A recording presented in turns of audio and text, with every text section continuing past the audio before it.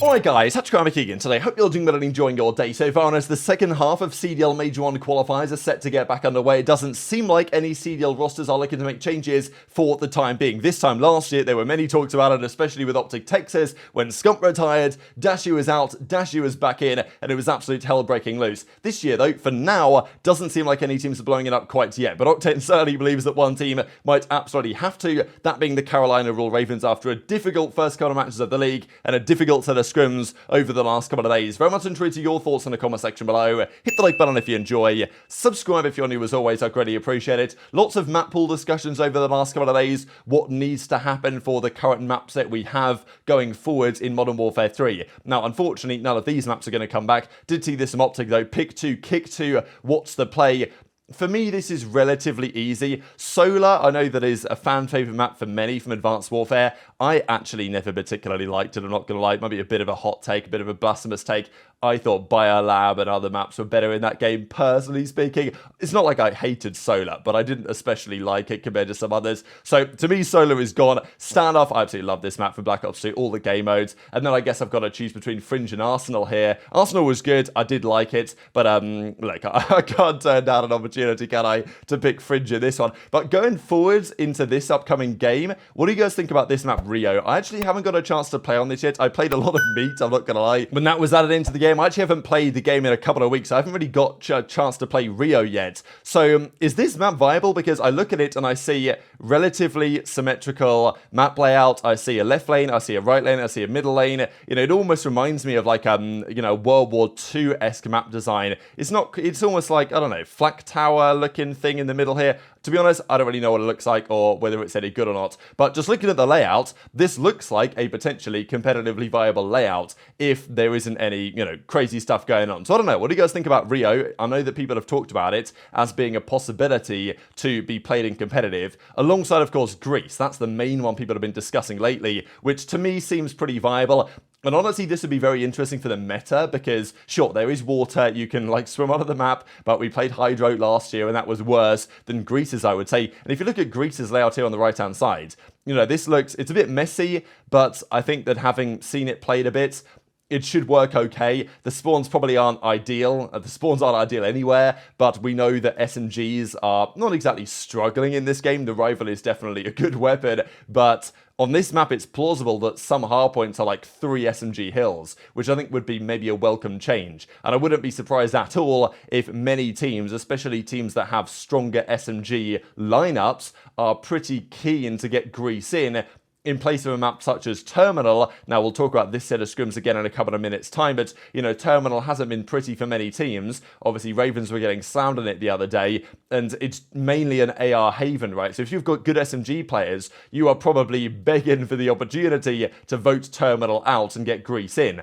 But at the same time, if you're a team with slightly weaker SMG players, let's say you're towards the bottom of the league maybe, now maybe Ravens, you know, they've been getting slammed on that map, so maybe it doesn't apply to them, but then you might not vote an outright. So this is always the issue. There's an argument that says that Greece is, you know, undoubtedly a better hardpoint map right now than Terminal. Maybe that's the same thing for Rio as well. But if certain teams believe that they stand to lose out or other teams stand to gain by voting Terminal out and Greece in, for example, then will they do it? Then possibly not, even if it's the best decisions. This is the difficulty when the map pool is set at the start of the season, and it's often quite the challenge to make any changes to it going forward. A couple of bits of drama were going down as well. You guys probably remember the whole Doug Sensor Martin x Nadia thing that happened quite a while ago. Nadia was actually saying that she got blacklisted from all COD tournaments for posting like bikini pictures and stuff. I don't really know if this is true or not. People are saying, oh no, she's blacklisted because she's cheating, but I don't really know if there's any proof of that being the case, to be honest. So I don't really know. But Doug actually replies and says, I don't get it. They blacklisted me and told me straight up they understood my intention to try to promote Nadia. So apparently Doug got blacklisted for the whole Nadia thing when he was doing that stuff. And then now they're blacklisting her as well. So now to just blacklist the person they defended, to blacklist me as well. It would just be nice to support all creators or have guidelines, because it seems like they were always changing without explanation. We all love COD, want to support COD. So I don't disagree with Doug on that one. He has a few interesting replies as well. And speaking of cheaters, because Doug has been owning a few over the last couple of days, this was a pretty hilarious one where I think this guy probably doesn't know what's going on here, but you guys might have seen that the anti-cheat measures in the game, instead of just, kicking you, banning you, whatever, they will just troll you, basically, is the way the anti-cheat works. So, for example, right here, this guy comes down from the sky, and his parachute doesn't deploy, and he just gets splatted straight into the ground and immediately goes down. And the same thing then happens again. He's absolutely deep-fried this game, by the way. Like, look at these color settings. Absolutely outrageous. So, this, I believe, is known as splat, when if you're cheating, then the anti-cheat will literally do this to you to basically troll you, I guess. So, I guess he doesn't know that, and therefore he's basically outed himself as a cheater on Twitter, which is absolutely fantastic content. But all the teams are getting back into scrims now after a bit of a break. This is a funny clip I gotta share for you guys here in a second from Dashy when, okay, it should be break EAK, but whatever. So Dashy comes back from his Christmas break and is, struggling to remember what the actual rotations are. So on sub base here, going from P2 to P3, he thinks he's already at like P5 or whatever. So he finds himself over towards this back building. It's pretty funny, really, because he can actually see, as he's setting up for this rotation, you can see next hill 91 meters away, but yet he's still just chilling here. So Dashy kind of lost the plot on that one, but I'm sure he'll get back into it very shortly indeed. But Octane also with some thoughts on this. So we saw Ravens got back into their first set of scrims. They played that FaZe Black team, very good roster in challenges, no doubt about it. Even Zinni here is talking about Tuscan, which is Tuscan Search and Destroy World Championship Vanguard 2022. When they played the Los Angeles Thieves in the first round, it went game 5, round 11, and they turtled up and did nothing. Thieves won the round 11 and then went on to dominate the rest of the tournament. So, obviously it's a frustrating one for Zinni, because if they win that round 11, that tournament and that championship could have been very different indeed. But Octane has also been talking about the Carolina Roll Ravens. So they watched this set of scrims against the FaZe Black guys, and in the end it was 10 maps were played in hardpoints, 7 maps were won by the FaZe Black team, and 3 maps were won by the Ravens guys, which is not massively impressive against what is literally a challengers roster, a very good challengers roster, but at the end of the day, a team that you want to be beating, and Toronto beat them, I think, 6-4 in their first set of scrims they played slightly later on. But it wasn't just the map count necessarily, it was also to some degree the manner of the defeat. Lots of these maps weren't particularly close or seemed particularly competitive, and Octane is saying here in the background, they're like, damn, if no one else wants to say it, I'm gonna say it. These guys are dirt. Absolute trash tier level team right now. They ain't looking good, and effectively implying they might need some serious moves. I have P5 side. Wait, I'm looking at it again, dude. I'm gonna kill Scrappy too, bro. P2, top P2 then. Oh wait, I'm lagging. Wait, oh my god, I'm lagging, bro. Yo, oh my god. Yo, I trusted that shit, bro. I haven't scrimmed in 3 weeks. Super cheap. Bro, listen, guys. Since no one else wants to say it, I'm gonna go out on a limb right here. I don't know if you guys are gonna agree with me. I think Carolina blows. Yeah, Sam. Listen, something's Nothing going on good. with them. It might It's be their first day of the door. patch, to be fair. I mean, I mean, they were also not good before the patch, so that's the issue. they also took way too long when they were in a rut. Okay, hold on. They should have lost to The patch Vegas. didn't change that much. Yeah, man. they should have lost to Vegas, I agree. I mean, spawns are different, but who'd they lose to in the league? They lost to OpTic, who else? Spawns are a little bit different, bro. OpTic Toronto and Okay, well, I mean, and Miami. okay. Yeah, but they most gotta teams are losing punch OpTic above in their weight. Toronto. Yeah, but They they gotta weren't punch even above their weight, competitive though. series, bro. Yeah, they gotta punch above their weight. Like, I'm There's a just trying to difference between defend them playing a little top bit. 4 They team do and kinda keeping it suck close. cock. Listen, I love They Clay. I lost love 3 Adam. Like, series these and are my won 0 boys. maps. Gwyn's my rookie of the year pick. These guys are dirt. So Ravens have played some pretty good teams so far on average. I mean, their first round game was against Heretics. They got slammed 3-0 in that one. And obviously, Heretics have gone on to beat Vegas and Rocker as well. So, not massively impressive victories to Miami. Their challenges will get more severe when they play Surge, Boston, certainly OpTic, and then Gorillas for their final 4 series. But definitely some winnable series in there as far as Miami Heretics are concerned. Legion, of course, then went on to lose to Ravens somehow in that Game 5, Round 11. And then since then, Ravens have played Toronto and OpTic and have been absolutely chokeslammed, right? I don't think it's just the results for Ravens. It's more so the manner of the defeat, right? If we look at their completed games, sure, the Heretics series, some of these maps are relatively close, to be honest, apart from the high-rise control. But the other series they've played, especially the most recent two, they got slammed so badly that I don't even think I can click on the scoreboard here because it's going to be not safe for work. It's going to get the video demonetized.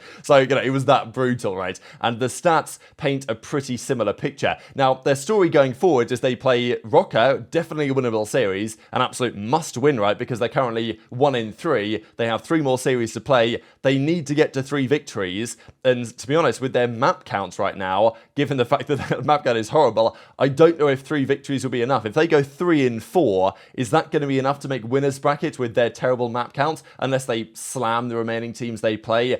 Possibly not. So 3 wins might be enough if they beat Rocker comfortably and if they beat Thieves comfortably. I can't see any world in which they beat FaZe comfortably or even really beat FaZe at all right now. So I guess for them it's about trying to beat Rocker, trying to beat Thieves, do what they can against FaZe, take a map or 2, and then hope that the map count at 3 and 4 is good enough to qualify for winners. But I think that's a bit of a tall order. Can they beat Rocker? Absolutely. This is like the blow it up bowl as far as I'm concerned at the moment. And then the other 2 series, I'd expect Thieves to bounce back somewhat going forwards, but I still don't think they're that good, and then FaZe should be one of the top teams. So it's a tough run really for, for Ravens. I mean, they have got some winnable series in here, and to be fair, looking at their matches, it's a pretty reasonable set of teams they've played. Heretics, Vegas are in there, Rocker are in there, so, I don't think they could ask for much more, but they obviously are playing good teams as well. Toronto, OpTic, FaZe, for example. But Octane is of the opinion these guys just, they're not it, right? They're not particularly good, and seemingly implying they need to make changes. He says he likes Clay, likes the guys, but that's not necessarily enough to mean the team needs to stick it out. So it's not like I'm surprised that teams haven't made changes. I think it makes sense. They played a couple of online games. They've shown some promise, and obviously Ravens, they did lose to 2 very good teams, and it's not clear what change you'd make. This is the issue with challenges not starting yet. Kind of tough to say if you want to make changes, which guys in challenges to actually go for right now. And there's no guarantee that the players that you would get in that scenario are better than GodRx or better than Real. But as I said before, GodRx can be a good player on LAN. The problem is if you get slammed online every week, then you don't get to LAN. Or when you do get to LAN, you start in losers and your tournament chances are very nearly over already. So I definitely see some potential here, but I think that they've got to consider a couple of things. Clay, I don't think is going to be going anywhere. He's good mates with Brian Saint. Gwyn has been clearly the standout player with this team so far. He's the only person really anywhere near the positive, to be honest. Of course, he's at a 1.08, and I think it's his control that's been especially good. Yeah, here we go. The control numbers are pretty absurd, actually, over the 4 series they played. They won 1, congratulations, but yeah, I think it must have been against Vegas because they haven't won a map against any other team. Apart from that, it's not been pretty, but also, while KD is an important stat, I also quite like looking at damage per 10, because you look at damage per 10, that gives you some degree of understanding of impact, really, in some ways. It's, okay, can be a bit misleading, but we know that Clay is a damage dealer, right? Gwyn might have a 1.4 here, Clay might have a 0.8, but they actually are dealing similar damage per 10 compared to their teammates, and you'll see a similar story overall. I mean, if you look at damage per 10, Clay has the highest on the team by quite some way, even more so than Gwyn, and then GodRx and Real are tracking quite a way behind. So this is the thing with Clay. Yes, he's probably going to drop a 0.9, but he has insane engagements and damage for his role as a main AR, but like he's a rapid main AR and just has a lot of impact, I think. But if you're going to have Clay dropping big damage, big engagements, and a 0.9, you need your other AR to be in the green, but that's not the case right now. So Octane didn't give his opinion on like exactly which AR or which changes he might consider making if he had to with the team, but you guys can certainly theorize what those changes might potentially need to be and which players they should look for if that was to be the case. Just to close out, I thought this is pretty cool. These are the remaining world champions currently competing in the CDL, of course. Lots of the guys from the Subliners, the one in last year. Clayster is obviously mostly here with his 3 rings across his career. Attack, Slasher, Assault, Simp, aBeZy, Arstees, obviously Shotzzy is here, and then a few others with 1 ring from the Thieves team. We know that Octane is now gone. The rest of those Thieves guys are still here, and then of course the most recent first-time world champions with that New York Subliners roster at the most recent season. But very much interested your thoughts on all this stuff in the comment section below. Hit the like button if you enjoyed, subscribe if you're new, take care, and I'll see you next time.